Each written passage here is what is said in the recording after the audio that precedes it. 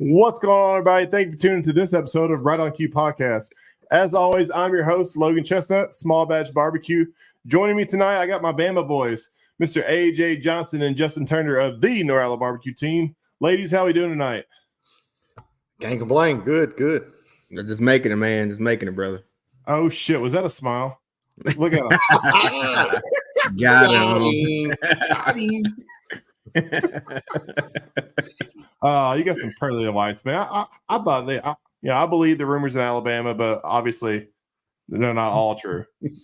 They're not as bad as the ones in Kentucky either. So that's right. Watch it now. Watch it, man. Y'all are more south than I am. Backwoods Kentucky guys. No, man. How y'all doing, man? Y'all have a fun week watching these football games? Oh yeah, man. Definitely ready for Sunday, man, to see who's gonna advance to the championship, man. I'm really excited about that for sure. I don't want the Kansas City Taylor Swift like. No, I mean it'd be okay. I mean, it could be worse. It could be the Cowboys, but they're gone. I'm a Steelers fan, so I got to pull for the Chiefs. Oh God, no! All right, and Justin's leaving us. Thank you, buddy. I appreciate it. Well, I'm a Titans fan, so nobody can feel bad about us. No, man, but no, I'm excited. Oh, it's been some good games, man. It's been some good games. I hear. I don't know, man. It's football. It's basketball season for me. You know, go Cats. That's all you got to look forward to. That's all we got, man. We got nothing else, man. We got Kentucky basketball and bourbon, and every once in a while some horse races. Apparently, I don't know. Mint juleps, hot browns. Have you ever had a hot brown? No, I can't say that I have. No, never had. Do you know what they are? No. Dude, open faced turkey sandwich, bacon, tomato, Monterey cheese sauce. Oh, it's nice. Nice. You know, got a competition coming up in March. I think you can dinner some Friday night dinner. Yeah, I got you, buddy. Let me get that Monterey. Right, I'll make that cheese sauce just for you, buddy. For you. You'll have your own cheese sauce. Hold up on the cheese. I'll make it at night. Get the cheese, Dane. No, man. So, man, we got a great show today. Justin, you congratulations, El Jefe. Heard you are the new member of the Alabama board, right, for Barbecue Association? Yeah, we are. The ABA is getting their agenda, but we're finalizing the 2023 points chase, and it should be out here sometime soon. I got you, man. You boys, y'all took it home last year, didn't you? What, ribs and pork? Yeah, we think so. We're still waiting on the official tally and it to be audited just to double check. You hear that, guys? Sign up, and you too can get second place and win pork in Alabama Barbecue Association. Just like these guys. First place. If I signed up, man, I'm telling you, y'all got lucky. Next year. Better be lucky than good. That's true. That's right. That's true. No, man. But wait, we got a great guest tonight.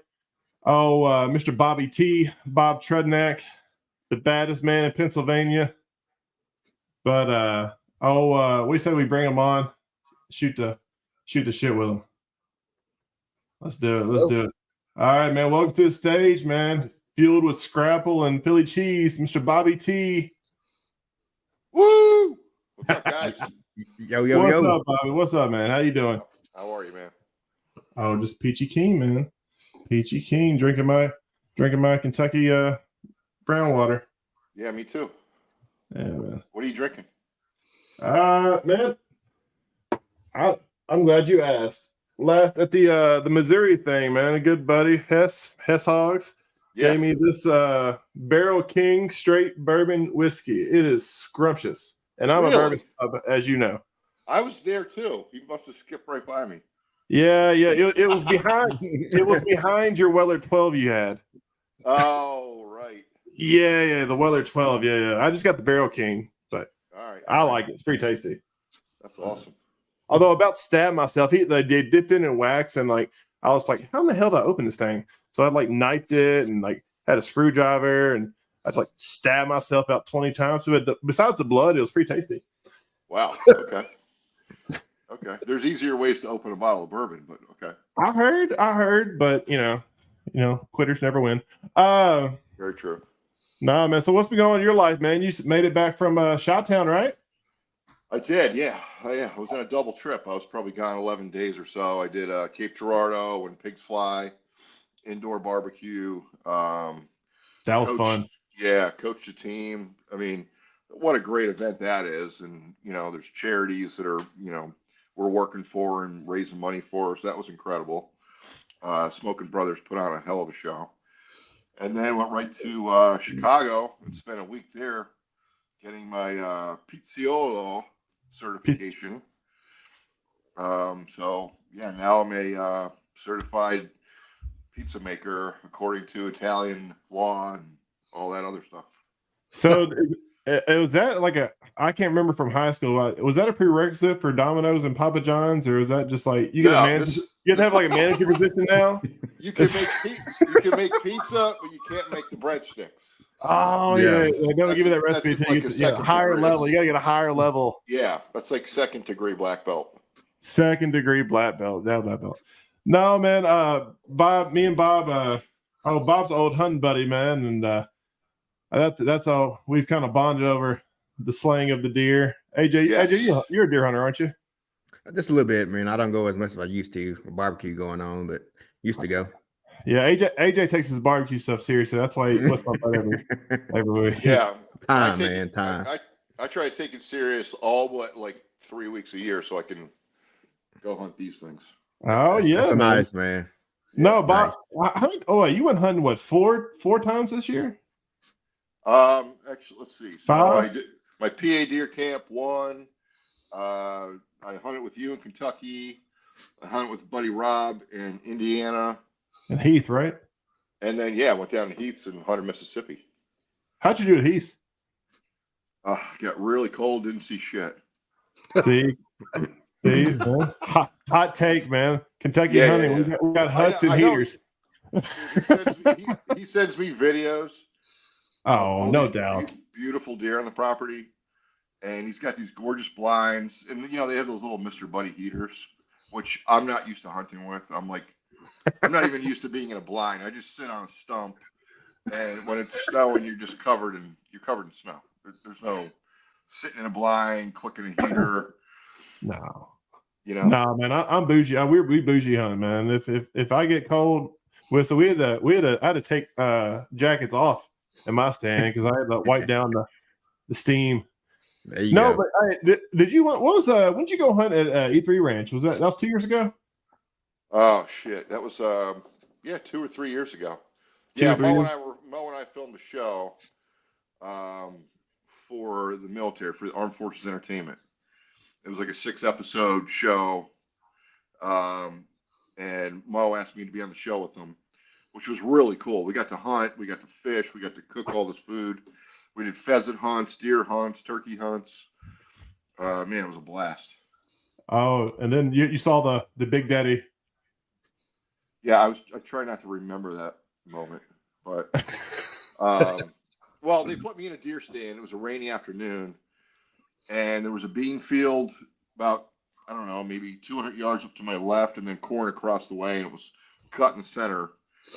And they're like, "Look, we're going to put you in the stand, and you can shoot any deer you want, buck or doe, except for this monster buck that we're trying to get on film for Buck Commander." And I said, "Okay, well, you know, how am I supposed to know what deer it is?" They're like, "His name is Professor X, and he's going to be the biggest whitetail you've ever seen in your life. Like, your mouth's going to drop, and then you're going to say, okay, I can't shoot that deer." And about 25 minutes before dark, guess who walked right up to me? Professor X. Oh. And he stopped about 25 yards in front of me. I have a crossbow, and I'm aiming right at him, trying to figure out, okay, this is Professor X. And he kind of tilts his head back and starts scratching his ass with his antlers. That's how big this deer was. Dang. Yeah, Monster. it was a monster. It was an absolute monster.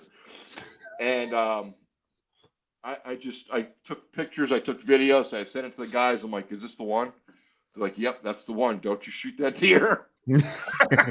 I'm like, come on. But I didn't. I respect the landowner. If they tell me not to shoot a deer, don't shoot a deer.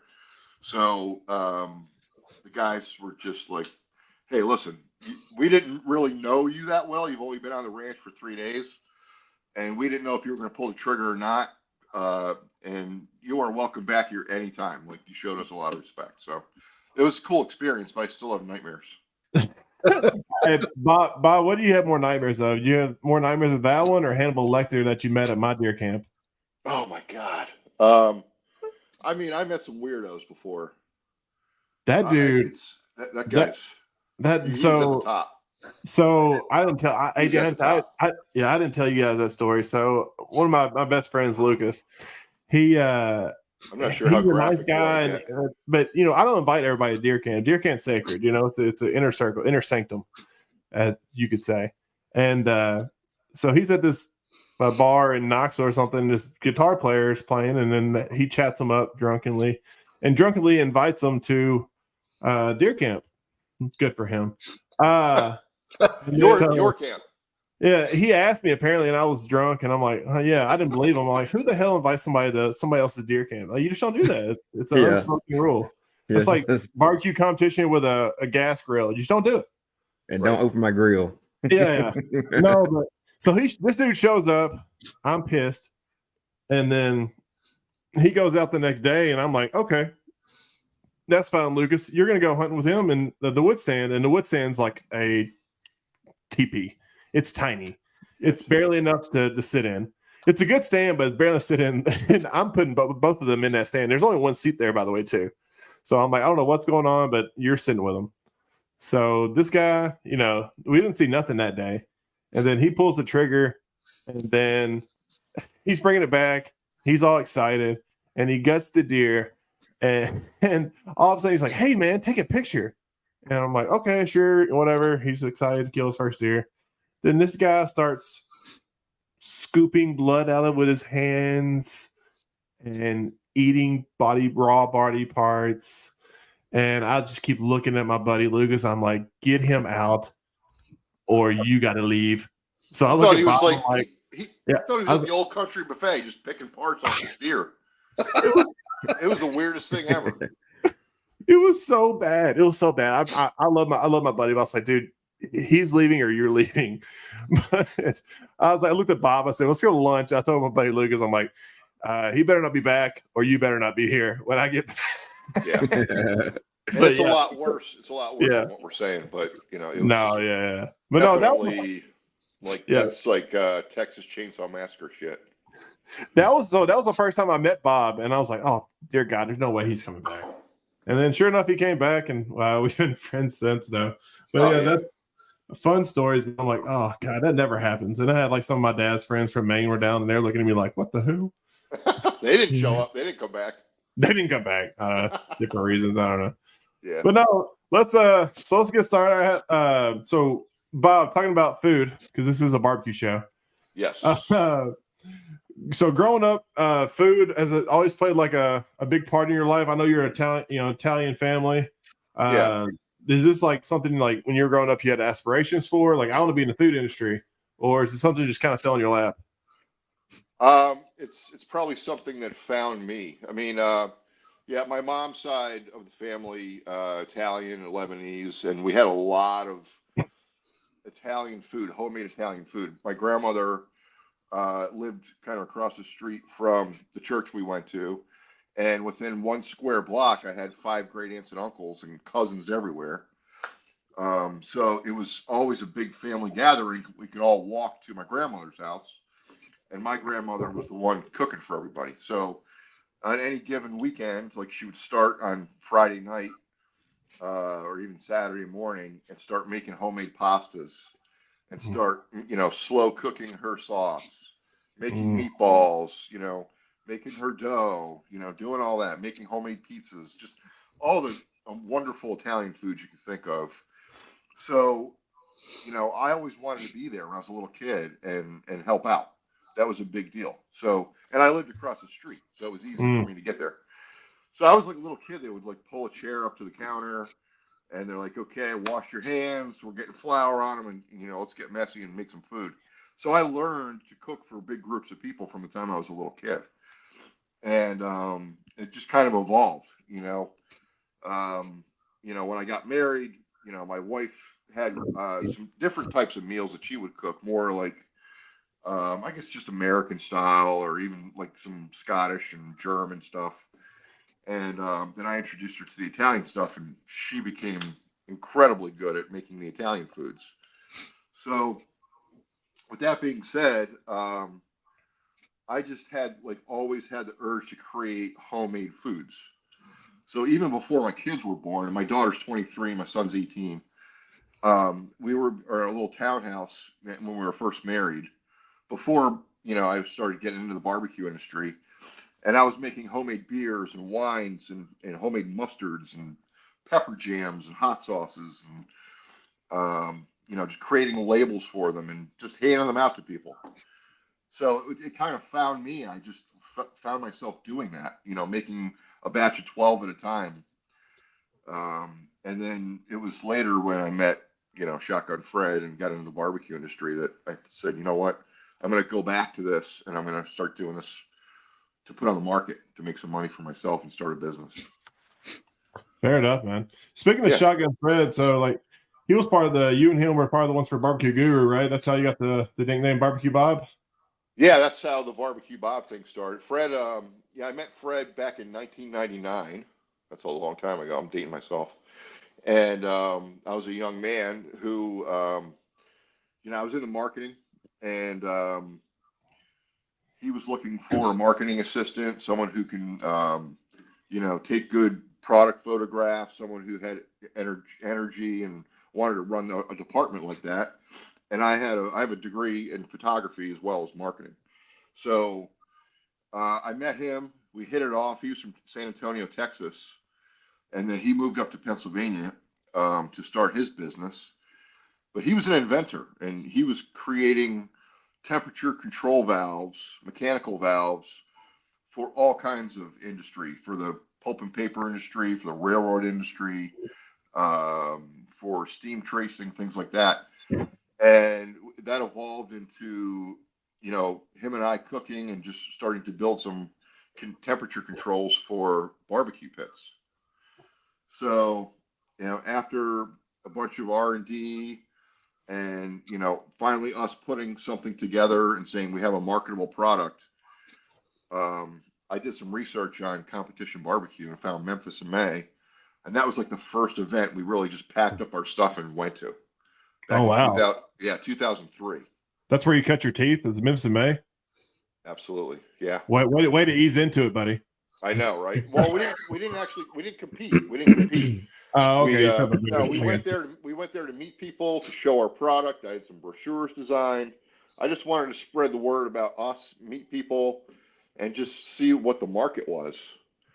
And this was a little computer system that had a fan that ran a charcoal grill or smoker, and people were like, "What the hell are you doing? We don't need that." So we got a lot of pushback at first, but there was a few people that accepted, and they really, like, a light bulb went off, and it clicked with them, and they were like, "This makes a lot of sense." So fast forward, I was there 24 years, and he was my mentor. He taught me what real barbecue was all about.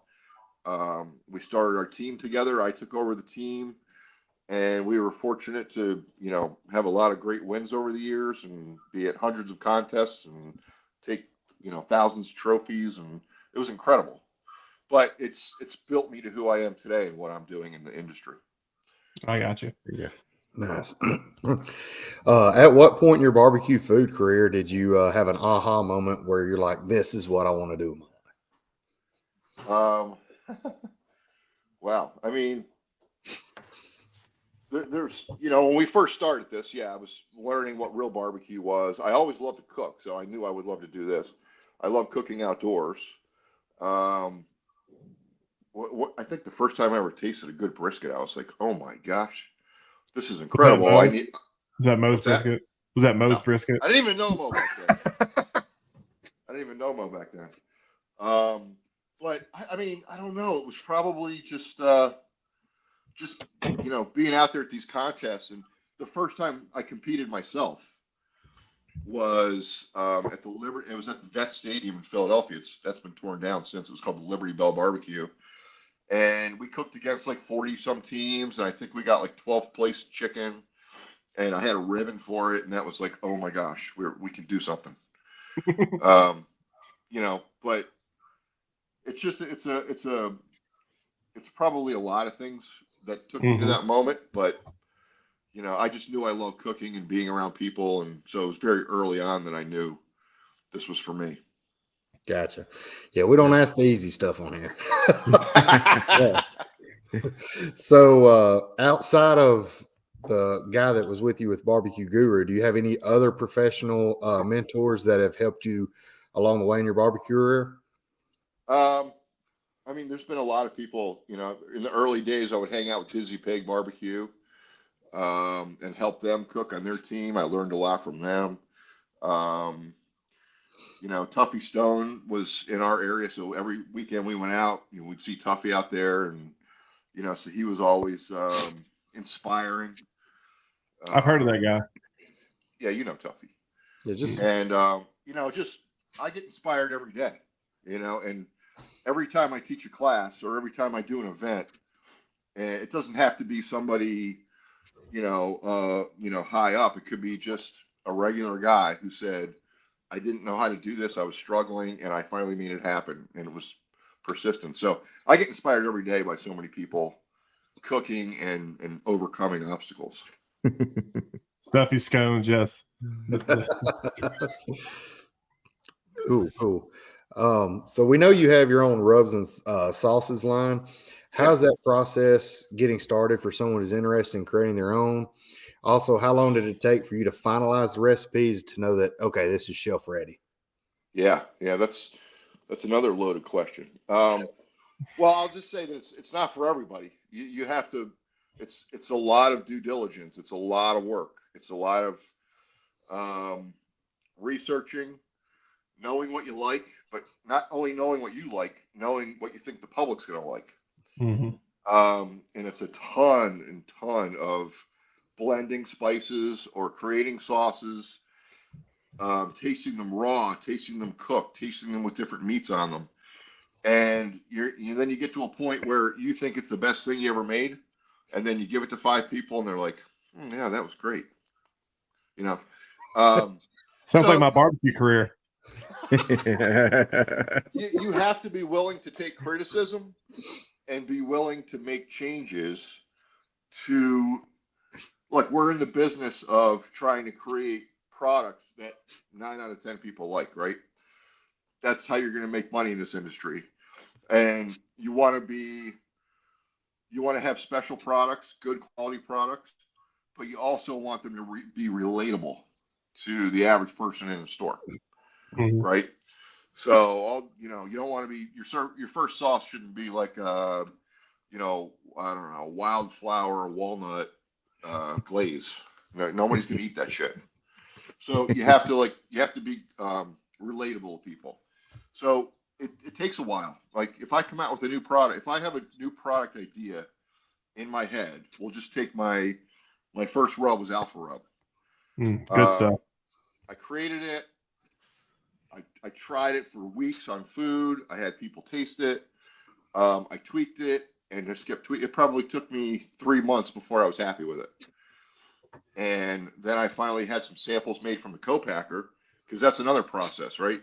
You create your own rub at home or your own sauce at home with your ingredients your way, with your brands, and then you give it to a co-packer, and they may not have every exact thing. Like they may not have the same size salt you do, or you have to tell them every little thing you need.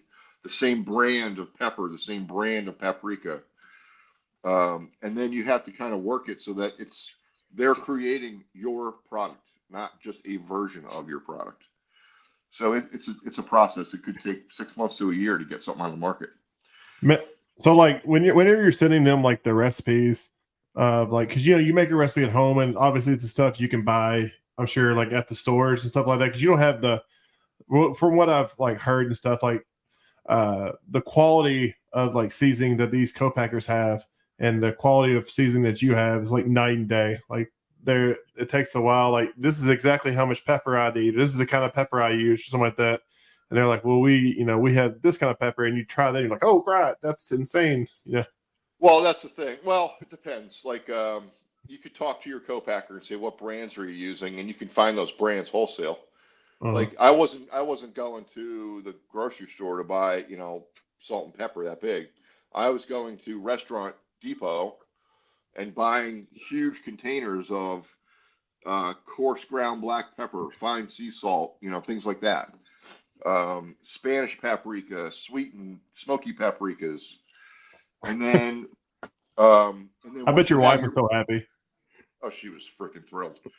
I mean, literally, I would set 2 6-foot folding tables up in my kitchen back, right? So now I have 12 feet of table, and I have freaking bowls, these big ass bowls. And I'd be like, okay, we need 6 cups of sea salt. We need 4 cups of black pepper. We need 2.5 cups of garlic. Oh, wait, maybe 2 3/4 cups. And all down the line. And then once I had everything separated and I knew exactly what it was, I would write it all down and then blend it by hand, just sitting there blending it by hand. And then I'd put it in bottles and I'd bring it to barbecue contests and give them away and say, what do you think? That was like the early stages. Oh man, my wife would love that. Like, honey, don't mind the 12 foot of seasonings on the table. Yeah, I'm sure. And you had how young were your kids when you were doing this stuff? So my first sauce 2013, and I waited a while. Like, my first sauce came out in 2013, but then I didn't make anything for years. Yeah. So Maddie was 13 and Mitch was 5 or 8. So I'm sure they wanted to help Daddy, mix the stuff. I'm sure that was fun. Well, they were too busy all choking and coughing and sneezing from all the powders and shit. Dust cloud. It's gonna kill us. I know my kid be like, "That's too spicy. It smells bad."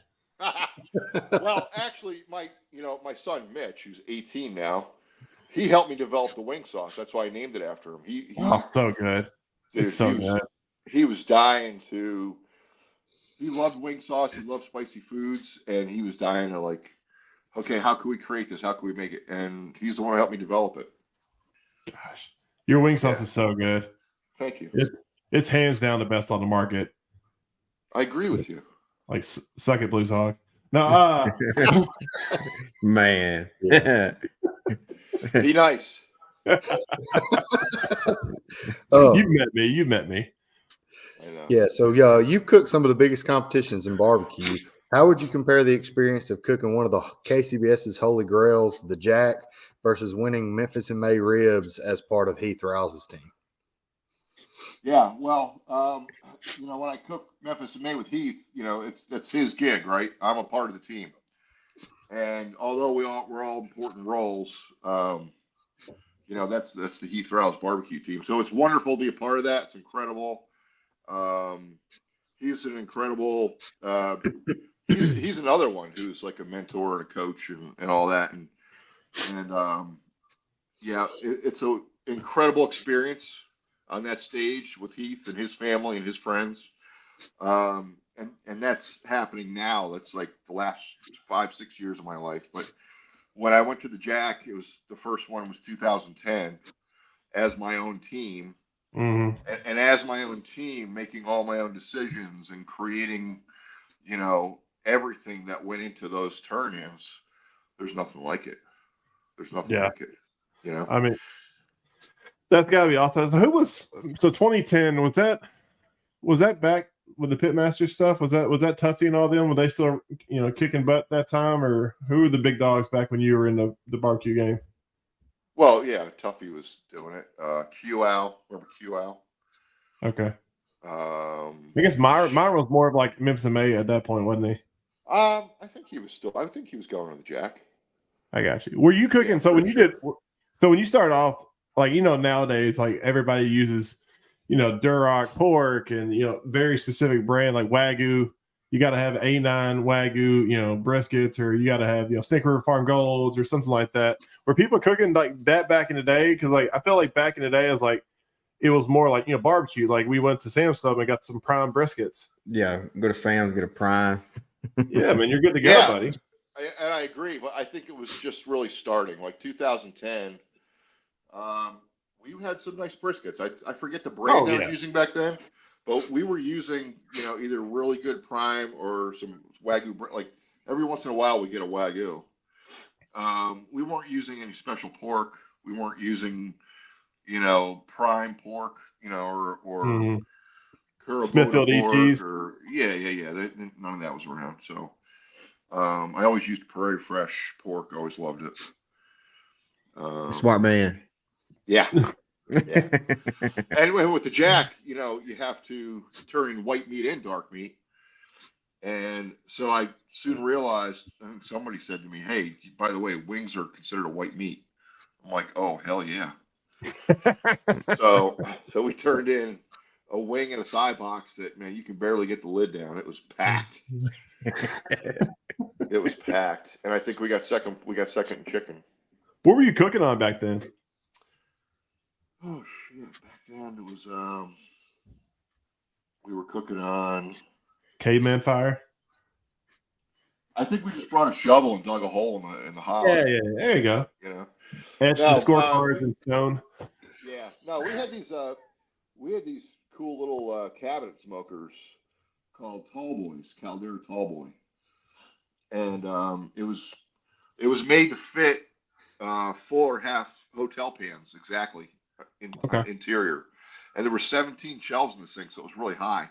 No Mhm. man. It was just tall and thin, and it was on wheels, and it was actually collapsible. But it was double walled, so you can still keep heat in it. Um, and yeah, there was like a cabinet smoker, but it was indirect, but it was like reverse flow, so it would come up through I the got it. walls and out the top. Who? Yeah, So it it was was pretty like cool. it was all low and slow back then, wasn't it? Yeah, yeah, yeah. There's probably a few guys cooking hotter, but I was probably cooking. I was probably cooking my briskets and my pork butts at 250, and my ribs and chicken at 275, 280 back then. I got you. Yeah. Hey, yeah. So we all know that you and Mo have done a lot of classes together, been seen on some TV shows and whatnot. So out of all the places y'all have went, cooked, experienced together, what was the coolest place or destination have y'all cooked at? Well, that we've done together. Yeah. Well, as far as competition, I think we were fortunate enough to be able to go to the Netherlands, The Hague, and there's a guy out there was putting out a Ryder Cup style event where it was a double contest, but it was a double contest in the sense that you had to turn in at the same time 2 boxes of chicken, then a half hour later 2 boxes of ribs, then 2 boxes of pork, and 2 boxes of brisket. And he literally, there was 100 and I don't know, maybe 120 teams, Man. and there was Man. literally 2 full sets of judges. So that was Man. incredible. And so out of this 120 teams, let's say there's 120, they took the 5 top scoring European teams and scored them against 5 of the U.S. teams that were there.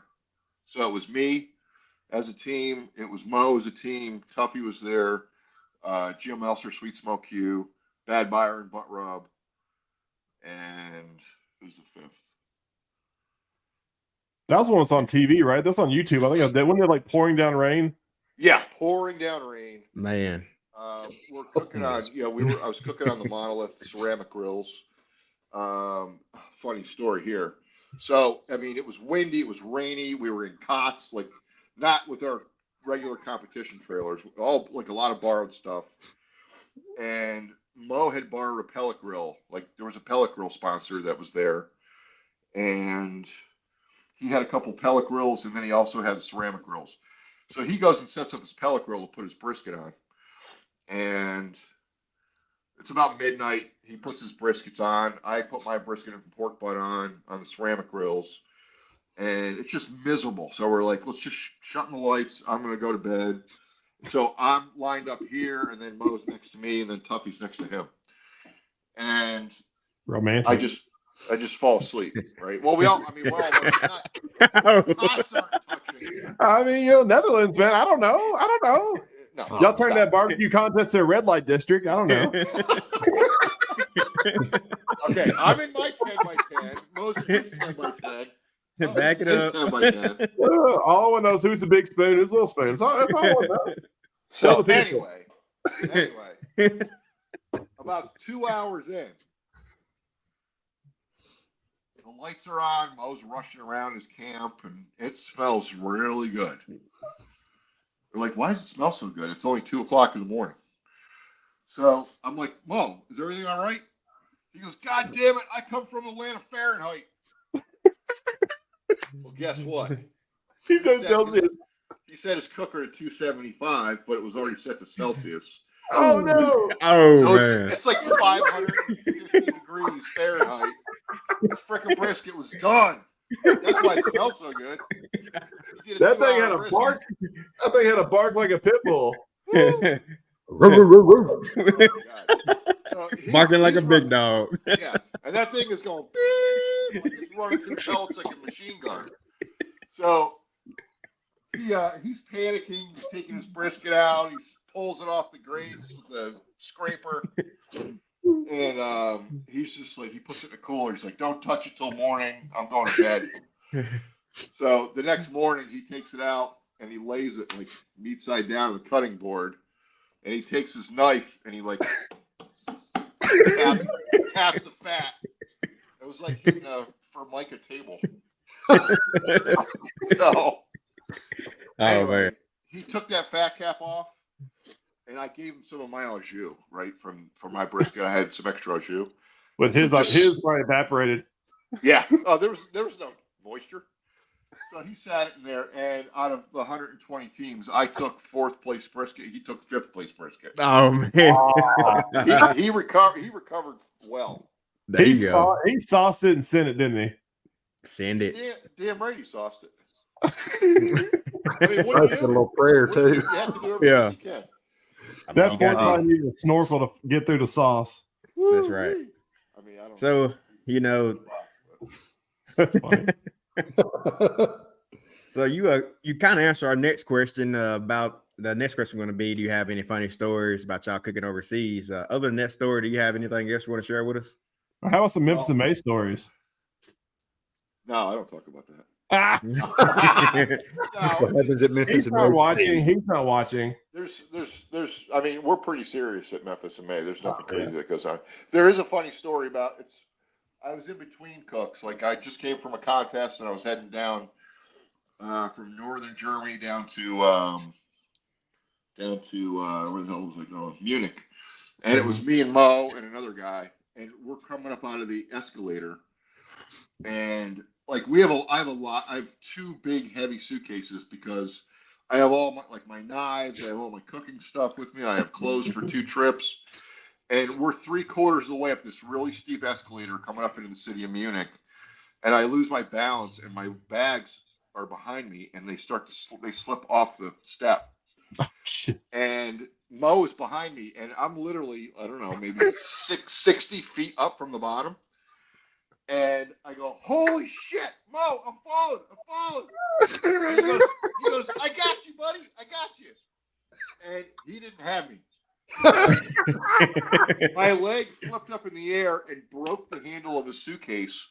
And I went head over heels down all of the steps down to the bottom and just laid there. Blood, I'm covered in blood. And he goes, Bobby, you okay? I said, no, I'm not okay. There's like 6 German ladies rushing me, like trying to see if I was okay. I just had a few bumps and scrapes, but yeah, that was more of a travel story. Dude, how's going through TSA with, like, I want to see like the TSA agents, like when you go through the security and it's like, what are you hiding? Is there cocaine in these Barbecue rubs. I know it's tough. I mean, we never really had too much of an issue. I never really had an issue going over, and I smuggled a Snake River Farm brisket frozen in my luggage over to the Netherlands. And they said you have to be real careful, like getting out of the airport. Did you not declare it, Bobby? No, I didn't. Shame. And, well, Shame. they would take it for. You can't take a chance. So anyway, I was like, what am I going to do? They got dogs. They're all standing at the door. They got guns. Like over. Oh, I bet the dogs are loving your over in Europe, bag. You know, they're holding weapons. Like this isn't like the Philadelphia airport. So they got distracted with someone walking over. So a couple of them, and I just kind of snuck out. Like, I'll see you out there. Woo! Just snuck right out. I can see. It's like somebody that dude got weed. I'm going this. Tackle him. I just got a brisket. Don't worry about this. Yeah. So we're gonna switch some gears. I'm sorry. No, go ahead. We're gonna switch some gears. Talk about your equipment that you got. So we know that you're ambassador for the Apple pizza ovens, and you got that bad M&M smoker. Man, it's nice. Yeah. And too bad it's got Billy on there. So I mean, we just want to know, out of all the grills that you got or grills you own in the past, what would be your go-to grill that you would like to use? I mean, just for everyday stuff or competition. One smoker. Yeah, that's it. If you're a normal American, I have one trailer with multiple smokers. No, Bob, you're like that guy. It's like I get a genie wish. Can I wish for more wishes? Yeah. Yeah. Quit trying to political your way out of this question. It's a simple question. I'm really not. Like, there's different. God damn. Put it this way, you got three options. You got to take your wife. You got to take your wife, kids, and a grill. Which one you grabbing? Your wife, kids, and a grill. Grill. So you got to take your wife, kids, and one grill. Which grill you taking? Does your wife have a butter knife behind you? She's actually down in Disney right now, so I don't have to worry about that.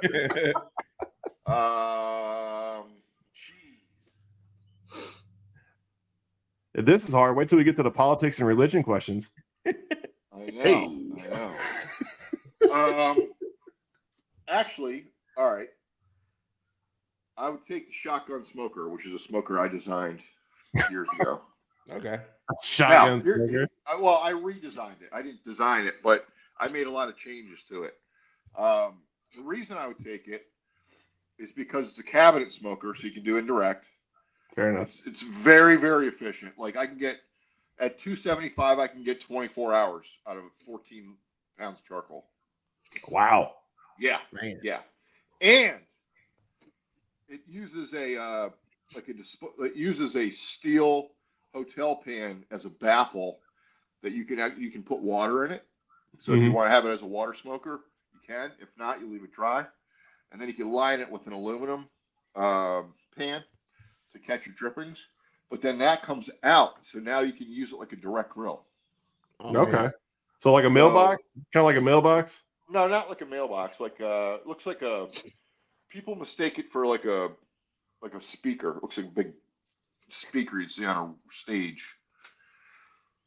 You know what I mean? I don't know, Bob. It's a big black rectangle. I got you. Rectangle. Bob's come out with a fancy name for a cabinet smoker. He literally like office cabinet smoker. I said it's a cabinet smoker. And you're like, what does it look like? A mailbox? No, it looks like a cabinet. Oh, Bob. No. So I just want the most versatile grill I could possibly have. So that's what it would be. I got you. Man. So Go ahead, AJ. I was gonna say, clearly, you're an amazing cook, and we all just want to know if you had to throw down one dish. No. Scripted? Well, I saw what you cooked at the deer camp, man. It looked awesome, by the way. Thank you. Logan was teasing us all weekend, and we a lot of food. We just want to know. Right? Yeah, it was. I mean, we just want to know if you had one dish to impress the missus, what would you throw down on? One dish. one dish to impress the missus. Actually, I'm making it this coming Saturday. She doesn't know it, so hopefully she doesn't watch this.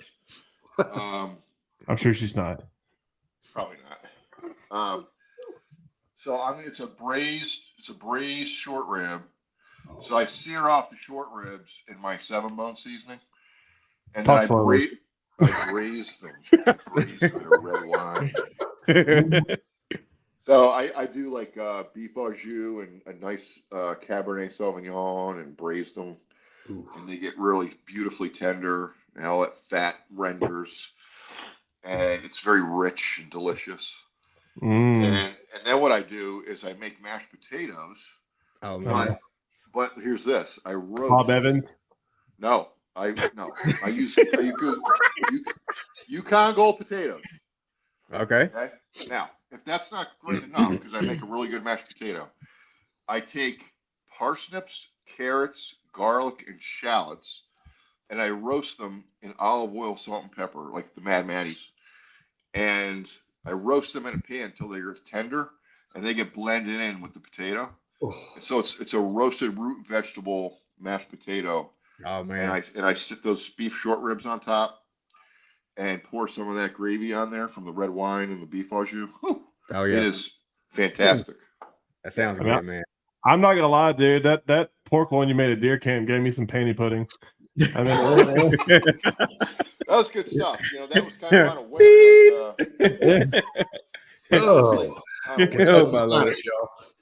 That grilling sauce. My grandmother taught me how to make that grilling sauce when I was a kid. It's a lot of fresh herbs and good olive oil, lemon juice, and garlic, and it's really good on everything.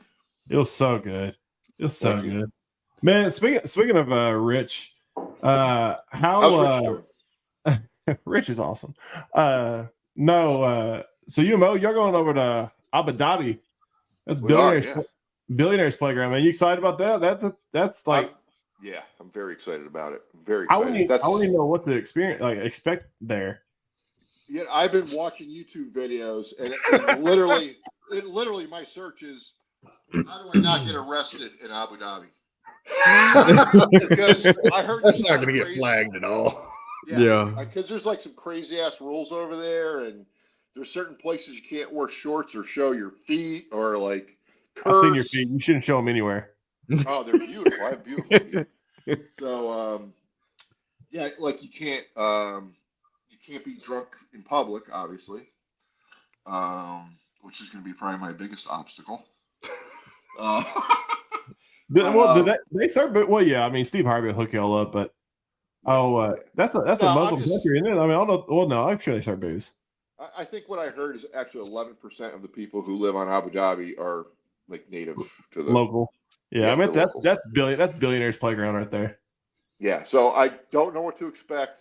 I just know that Mo was invited by Steve, and Mo's bringing me over as an assistant to help him, and we're gonna cook a lot of food. Why is there a cat? Oh my! Can you get out of here? She's been back there all night. Everybody, she's a podcast, you assholes. She's a fan of the show, man. She's a fan of the show. Oh, now they're there was boxing over there. It's like a game, like big fighting ring over there, man. So anyway, yeah, I'm looking forward to it, and we're also going to South Korea. That's in September for the military base. Armed forces. Cool. Going back to Alaska, and we're going to Canada to do a class. We have a lot going on. That's happening to Canada? Yeah, that's in April. Dude, are you going to create a recipe for barbecue poutine? No. What, French fries, gravy, barbecue sauce, man, done. Dairy Queen already has that recipe. I'll send it to you. If I'm eating French fries, I don't want barbecue sauce on it. You're not eating the right barbecue sauce, man. No, I don't eat it on my French fries. Not even that bourbon sauce or that peach sauce. Maybe the bourbon sauce. Oh, that bourbon sauce is nice. Thank you. It is nice. I made pulled bourbon chicken 2 nights ago. I love it, man. All right, stuff. Man. My favorite time of the night, man. It's time for the Brothers Q lightning round. Woo! What is, I don't even know what that means. Yeah. Sponsored by Brothers Q Barbecue Supply. Check out Brothers Barbecue Supply for all your barbecue needs. So we got 8 questions. Don't think about it too hard. Shouldn't be too bad. Just let me know. Here we go. Ready? What is Yes. one cooking tool you can't live without? Thermofan, Thermofan. baby. Nah, cheater. Ah!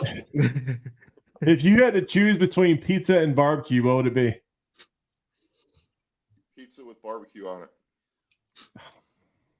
You You did say I couldn't pick a topic.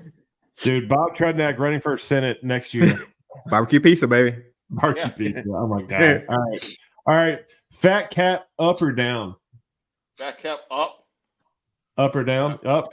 Up. All I'll right. show you how to do it right. Oh, Hey. somebody needs to. I'll see. All right, man. If you had to choose between shooting Professor X in the wild or Philadelphia winning the Super Bowl, which one would you choose? Philadelphia winning the Super Bowl. Good thing that'll never happen. Ooh. Do beans belong in chili? They Piss off have all their- the Texas guys. Yeah. I mean, yeah, they have their Not in all chilies. No. He said yes. You hear that, Texas? He said Fine, yes. whatever. So I said it. I'm from Pennsylvania, bitches. If you had to pick the most versatile rub that you made, what would it be? Alpha Rub. Oh yeah, that stuff's delicious. All right, if you could win either the Memphis in May or Jack Daniel's Invitational, which one would you choose? Bob Jack. Trudnak, the Jack. Yes. All right. And last question. I heard your interview with Heath that you ate horse in Germany. If you're cooking horse, which rubs and sauces are you using? I'm not cooking horse. I was tricked. Bob, stick to the topics, man. This is serious. I was tricked in eating horse. I would put my Chipotle garlic butter on it. A little garlic butter, a little what? Chipotle garlic butter. Chipotle. Chipotle garlic butter, a little 7 bones. Yeah, definitely. Oh man, that sounds And, that my sounds beef- terrible. My beef and big pony sauce. What? Big game. Oh, that's nice.